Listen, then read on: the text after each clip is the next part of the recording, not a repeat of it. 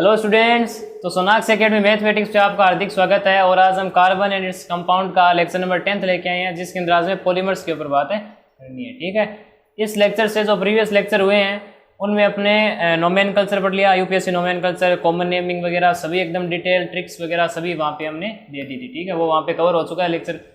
जितने भी लेक्चर्स हुए हैं वो आप देख लें। ठीक है, अगर आपको नहीं आते हैं तो और आते हैं तो आप डायरेक्ट पॉलीमर से स्टार्ट कर सकते हैं। पॉलीमर इस चैप्टर का लास्ट है और अंतिम पार्ट है। ठीक है, ये होने के बाद अपना ये चैप्टर फिनिश हो जाएगा, फिर अपन नेक्स्ट चैप्टर की तरफ चलेंगे। ठीक है, तो आज अपन पढ़ते हैं पॉलीमर से। अब तो इस लेक्चर को कैसे कवर करेंगे कि पहले पढ़ेंगे पॉलीमर, फिर उसके बाद मोनोमर्स वगैरह क्या होते हैं और पॉलीमराइजेशन प्रोसेस क्या है, उसको कैसे करते हैं, और फिर पॉलीमर्स का जो क्लासिफिकेशन होता है वो पढ़ेंगे। और आज एक पॉलीमर पढ़ेंगे जिसका नाम है नेचुरल रबड़। ठीक है, क्या है? नेचुरल रबड़। नेचुरल रबड़ है वो अपना लास्ट में पढ़ लेंगे। और फिर जो नेक्स्ट लेक्चर आएगा उसके अंदर अपन पढ़ेंगे प्लास्टिक्स। ठीक है, जैसे टेरेलिन है और ये पीवीसी वगैरह है, तो ये सारे नेक्स्ट लेक्चर के अंदर कवर करेंगे। और उससे जो नेक्स्ट लेक्चर आएगा उसके अंदर अपन सिंथेटिक रबर्स के ऊपर बात करेंगे, जैसे ब्यूना अन है, ब्यूना अस है, तो उसका एक पर्टिकुलर लेक्चर बना देंगे। तो आज अपन स्टार्ट करते हैं पॉलीमर। तो जिन स्टूडेंट के पास इस पर्टिकुलर लेक्चर के नोट्स नहीं है तो वो जाके डाउनलोड कर सकता है, जिसकी लिंक डिस्क्रिप्शन बॉक्स के अंदर गिवन है। तो चलिए आज का लेक्चर शुरू करते हैं। हेडिंग डालिए पॉलीमर्स। तो देखो पॉलीमर्स क्या होता है। ये पॉलीमर बना हुआ है दो शब्दों से, एक है पॉली और एक है मेरोज। ठीक है, एक है पॉली और एक है मेरोज। अब पॉली क्या होता है और मेरोज क्या है, इसका देखो मीनिंग है कि पॉली का मतलब होता है मेनी, यानी बहुत सारे। ठीक है, और मेरोज का मतलब होता है यूनिट, या फिर आप इसे मोनोमर कह सकते हैं। अब पॉली का मतलब हो गया मेनी यानी बहुत सारे, और मेरोज का मतलब हो गया यूनिट है। ठीक है, यानी कोई एक छोटी सी यूनिट होगी और बहुत सारी ऐसी यूनिट को जब जोड़ देते हैं, ठीक है, तो जो कंपाउंड बनता है उसे बोलते हैं पॉलीमर। समझ में आ गई इतनी बात? अब देखो मोनोमर क्या होता है वो देखते हैं अपन। जहाँ पे ये लिखा है कि मोनोमर है तो वो क्या है, वो कुछ इस प्रकार से है कि इसकी जो डेफिनेशन हम लिखते हैं पहले, फिर आपको समझाते हैं। तो इसकी जो डेफिनेशन है वो कुछ इस प्रकार से है कि the repeating structural unit derived from a single कह दो या सिंपल कह दो, सिंपल कंपाउंड कह सकते हैं आप, single compound, and linked together by covalent bond is known as monomer। ये होती है कि the repeating structural unit derived from a single compound and linked together by covalent bond is known as monomer. तो यहाँ पे क्या होता है कि एक यूनिट होगी, स्ट्रक्चरल यूनिट होगी, और वो बार बार रिपीट होती चली जाएगी, और जो सारी की सारी यूनिट है वो कोवेलेंट बॉन्ड से कनेक्टेड होगी। ठीक है, कोवेलेंट बॉन्ड जैसे सिंगल बॉन्ड है, डबल बॉन्ड है, ट्रिपल बॉन्ड है, तो ये सारे क्या होते हैं? कोवेलेंट बॉन्ड होते हैं। परंतु आपके जो सिलेबस में है वो सिंगल बॉन्ड ही दिखाया गया है। ठीक है, तो डबल बॉन्ड और ट्रिपल बॉन्ड आप मत करना, ये कोई इंपॉर्टेंट नहीं है, ना ही आपके सिलेबस के अंदर है। अब देखो यहाँ पे जो ये प्रोसेस होती है, this process is known as polymerisation. ठीक है, तो जो ये जुड़ने वाली जो पूरी प्रोसेस है उसे क्या बोलते हैं? पॉलीमराइजेशन बोलते हैं। ठीक है, अब देखो पॉलीमराइजेशन होती है वो किस प्रकार से होती है। ठीक है, तो प्रोसेस देखते हैं पॉलीमराइजेशन का। तो प्रोसेस इसके अंदर आपको दो लगानी है कि एक जैसे मान लो कि आपका ये मोनोमर है। ठीक है, ये मोनोमर है, तो सबसे पहला आपको काम क्या करना है, यहाँ पे लगानी है सिंगल बॉन्ड दोनों तरफ। जब पॉलीमराइजेशन करोगे तब दोनों तरफ सिंगल बॉन्ड लगानी है, सबसे पहला काम तो ये करना है। अब जो सिंगल बॉन्ड लगाओगे तो हो सकता है कि जस्ट उसके बाद ही डबल बॉन्ड हो, तो आपको कंपाउंड जो कार्बन कंपाउंड है ना, जो कार्बन एटम वगैरह होते हैं, जितने भी एटम हैं उनकी सारों की वैलेंसी आपको फुलफिल करनी है। वैलेंसी आपकी फुलफिल होनी चाहिए पूरी की पूरी। ऐसे नहीं हो कि कार्बन के 4 है और आप कहीं पर 5 लगा रहे हो, तो ऐसे मत करना, बॉन्ड का पूरा ध्यान रखना। सबसे पहला काम ये हो गया। सेकंड जो आपको कार्य करना है वो आपको रिमूवल करना है वाटर को, रिमूवल ऑफ वाटर। ठीक है, तो आपका क्या होगा? Removal of water. अगर वाटर आपका रिमूव हो रहा है, ठीक है, H2O का मॉलिक्यूल बन रहा है, तो उसे बाहर निकाल दो। अगर नहीं बन रहा है छोड़ दो, कोई दिक्कत वाली बात नहीं।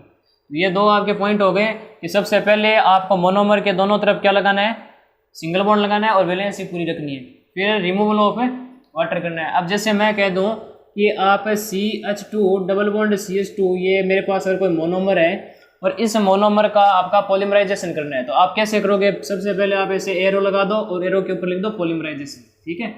एरो के ऊपर आपको क्या लिखना है? पॉलीमराइजेशन। और फिर आपको क्या करना है, ये जो कंपाउंड है इसके दोनों तरफ आप लगा दो सिंगल बॉन्ड, इस प्रकार से। क्या लगाने हैं? सिंगल बॉन्ड लगाने हैं। अब यहाँ पे देखो कार्बन की वैलेंसी कितनी हो रही है? 2, और ये 3 और 2 यहाँ पे 5 है, तो कार्बन की 4 होती है, 5 थोड़ी होती है, तो आप डबल बॉन्ड यहाँ से हटा दोगे, ठीक है। और लास्ट में आपको यहाँ पे लगाना है अन, और इसकी भी आपको अन यूनिट लेनी पड़ेगी, ठीक है। अब एक थोड़ी लोगे, अब आपको लगाने पड़ेंगे कम से कम अन यूनिट चाहिए होगी, मतलब जितनी भी हो 10-15 जितनी भी है, तो वो सभी जुड़ेंगे तभी तो होगा पॉलीमराइजेशन। तो यहाँ पे क्या बोला? स्ट्रक्चरल और रिपीटिंग यूनिट। तो रिपीटिंग होने के लिए आपको बहुत सारे मोनोमर्स की जरूरत पड़ेगी, तो यहाँ पे अन लगा दो और लास्ट में वहाँ पे अन लगाना होता है। इस प्रकार से पॉलीमराइजेशन किया जाता है, ठीक है। अब अपन चलते हैं क्लासिफिकेशन की ओर। तो पहले आप ये नोट कर लीजिए, फिर अपन आगे चलते हैं, तो कर लीजिए। तो अब अपने क्लासिफिकेशन की ओर चलते हैं। तो इसका जो क्लासिफिकेशन होता है वो होता है 3 प्रकार से।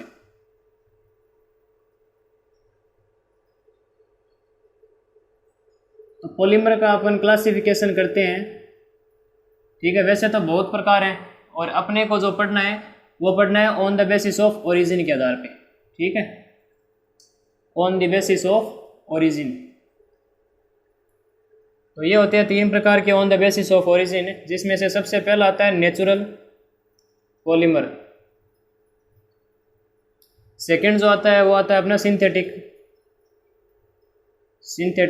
पॉलीमर, और जो एकदम लास्ट में आता है वो होता है सेमी सिंथेटिक पॉलीमर। तो 3 प्रकार के पॉलीमर हो गए। सबसे पहला है नेचुरल पॉलीमर, सेकंड है सिंथेटिक और थर्ड है सेमी सिंथेटिक। अब यहाँ पे हम आपको डेफिनेशन लिख के नहीं बता रहे हैं, डिस्क्रिप्शन बॉक्स के अंदर नोट्स दिए हुए हैं, वहाँ से डाउनलोड कर लेना। सबसे पहले देखते हैं नेचुरल पॉलीमर क्या होता है। तो नेचुरल पॉलीमर के अंदर क्या होते हैं? जो पॉलीमर होते हैं वो कहाँ से ऑब्टेन किए जाते हैं? नेचर से, डायरेक्ट नेचर से। जैसे प्लांट हो गए, एनिमल्स हो गए, तो इनसे क्या होते हैं? डायरेक्ट पॉलीमर्स प्राप्त किए जाते हैं। अब मैं अगर एग्जांपल लेऊँ इसके, तो एग्जांपल इसके होते हैं जैसे सेल्यूलोज है, ठीक है, सेल्यूलोज है, और सिल्क है, जूट है, कॉटन है, ठीक है, और नेचुरल रबड़ है। तो ये सारे के सारे क्या होते हैं? नेचुरल पॉलीमर के एग्जांपल है। Cellulose, silk, jute, cotton, natural रबड़ वगैरह ये सारे क्या हैं? नेचुरल पॉलीमर के एग्जांपल्स हैं। सिंथेटिक क्या होते हैं? सिंथेटिक वो होते हैं जहाँ पे जो पॉलीमर्स होते हैं वो क्या होते हैं? मैन मेड होते हैं, यानी मानव उन्हें निर्मित करता है, ठीक है, यानी बनाता है उन्हें। इसके जैसे एग्जांपल देखें तो इसके जो एग्जांपल होते हैं वो होते हैं टेरिलीन हो गया, ठीक है, नाइलॉन हो गया, रेयन हो गया, और टेरिलीन, नाइलॉन, रेयन और PVC, ठीक है, और पॉलीथीन हो गया। तो ये सारे के सारे क्या है? सिंथेटिक पॉलीमर है, यानी मानव द्वारा निर्मित है ये, ठीक है। नेक्स्ट अपने पढ़ते हैं सेमी सिंथेटिक। तो सेमी सिंथेटिक के अंदर क्या होता है कि वो नेचुरल भी होते हैं और सिंथेटिक भी होते हैं। पहले नेचर से प्राप्त किया जाता है इन्हें, जब नेचर से प्राप्त हो जाता है तब आपका क्या किया जाता है? यहाँ पे थोड़ा सिंथेटिक उसे बनाया जाता है ताकि वो अच्छी तरीके से उनकी क्वालिटी में सुधार आ जाए, ठीक है, और सुधार आने के बाद मानव इसे यूज़ में लेता है, तो उन्हें बोलते हैं सेमी सिंथेटिक। जैसे एग्जांपल है इसका एक बड़ा फेमस है वुल्केनाइजेशन ऑफ रबड़, यानी कि रबड़ का वुल्केनाइजेशन करना, ठीक है। ये अपन पढ़ेंगे, अपने सिलेबस के अंदर भी है ये वुल्केनाइजेशन ऑफ रबड़, तो इसके बारे में एकदम डिटेल चर्चा होगी। Terylene, nylon, rayon, PVC, polythene वगैरह सभी अपने सिलेबस में है, और नेचुरल में से केवल है नेचुरल रबड़ अपने सिलेबस में। सेल्यूलोज, सिल्क, जूट, कॉटन वगैरह ये अपने सिलेबस में नहीं है। तो आपको क्या करना पड़ेगा? इन सभी जितने भी आपके सिलेबस के अंदर है पॉलीमर दिए हुए हैं उनका मोनोमर आपको याद रखना पड़ेगा, वरना आपसे ये पॉलीमर आपको समझ में नहीं आएगा। तो पहले आप मोनोमर याद रखें, तभी आपका ये पॉलीमर है वो समझ में आएगा, ठीक है। सारे पॉलीमर आपके सॉल्व हो जाएंगे इजीली। तो अब अपने एक पॉलीमर है जो आपको इस लेक्चर के अंदर पढ़ना है, जिसका नाम है नेचुरल रबड़, ठीक है। तो उसे शुरू करते हैं। तो पहले आप ये नोट कर लीजिए, फिर अपन आगे चलते हैं। तो कर लीजिए। तो अब अपने स्टार्ट करते हैं नेचुरल रबड़। तो नेचुरल रबड़ के अंदर देखो क्या है कि सबसे पहले देखते हैं ये प्राप्त कहाँ से होता है और इसको बनाया कैसे जाता है। तो एक रबड़ का प्लांट होता है और उस रबड़ के प्लांट से लेटेक्स कलेक्ट किया जाता है, ठीक है। लेटेक्स होता है दूध जैसा एक पदार्थ होता है, ठीक है, बहुत गाढ़ा होता है। तो रबड़ प्लांट से लेटेक्स पहले क्या किया जाता है, प्राप्त किया जाता है। अब इस लेटेक्स से क्या किया जाता है, रबड़ बनाया जाता है।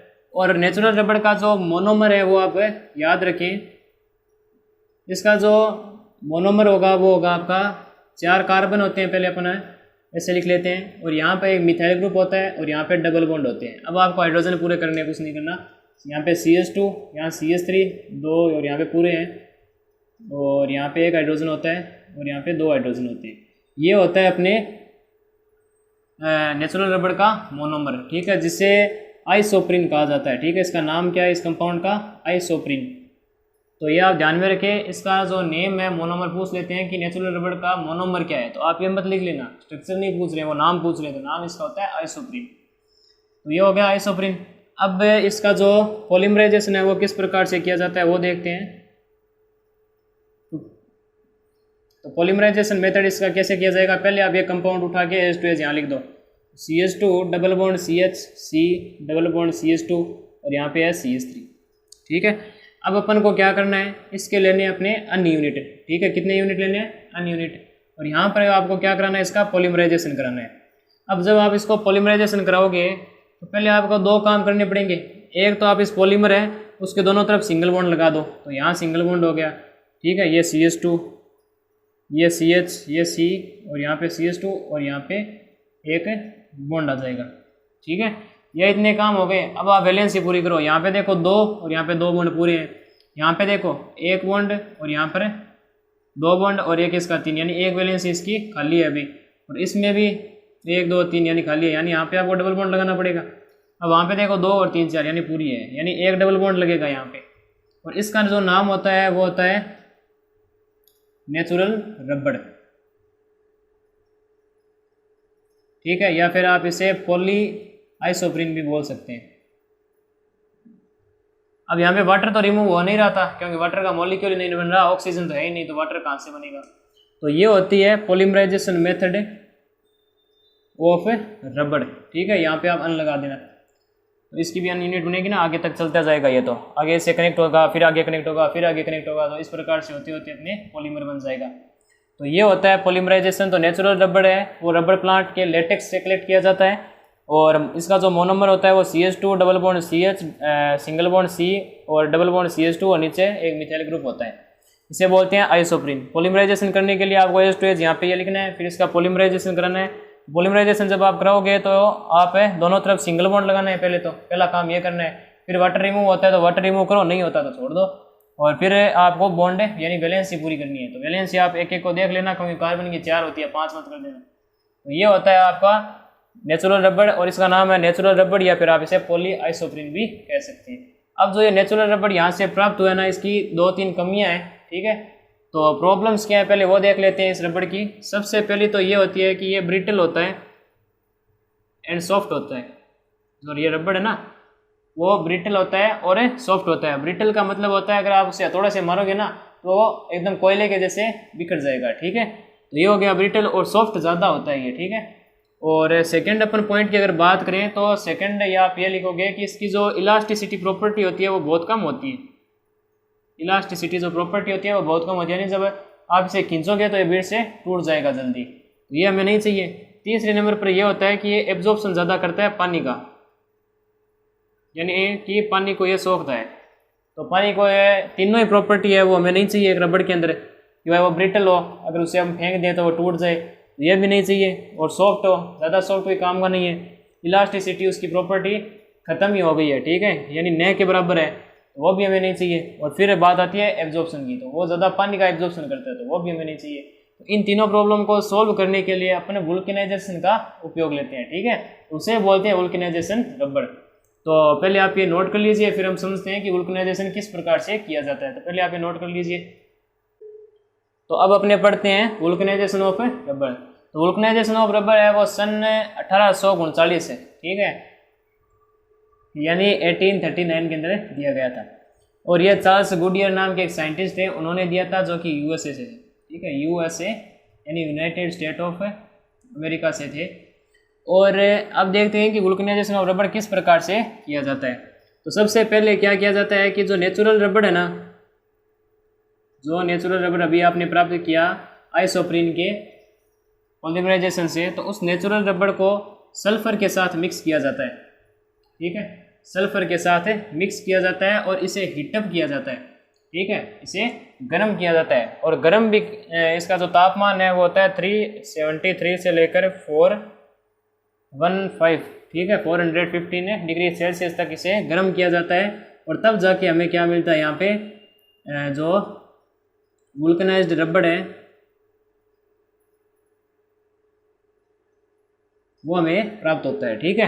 तो क्या करना है कि नेचुरल रबड़ लेना है और सल्फर के साथ उसे मिक्स करना है और उसे हीटअप करना है 373 से लेकर 415 डिग्री सेल्सियस तक, ठीक है, और तब आपको जाके वुल्कनाइज्ड रबड़ प्राप्त होगा।